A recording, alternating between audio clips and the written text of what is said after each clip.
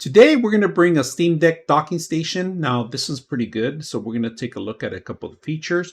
On the side, you got a 3.2 connection, type A connection in here.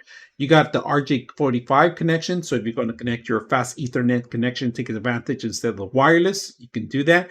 You have two USBs 3.2, if you guys can see that, and they're red. So anything in red that you see it's 3.2, right? And then here, of course, you got your actual Type C where you're going to power this actual unit up, all right? You got HDMI and you got a Displayport. So this one gives you not just one, but it gives you actually two connections, all right? Nothing else on the other side, and the rest of it are gripped, and this is solid metal. We're going to put it to use and see how well it works. So let's go ahead and bring our Steam Deck. Let's connect a couple of items, all right? We do have a mouse here, USB for the mouse, all right? I'm going to plug it right here on the side of it.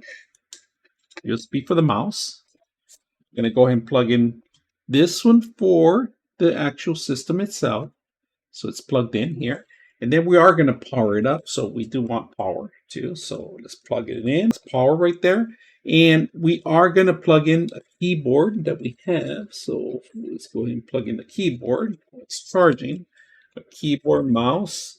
And that's pretty much everything that we want. RJ45. Oh yeah, we forgot the RJ45 connection. So connect it to the internet.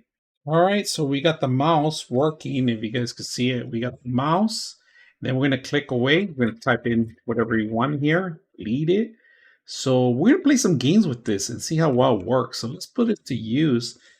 All right, let's test out the actual keyboard mouse with the actual unit. If you guys can see, the unit's working very well.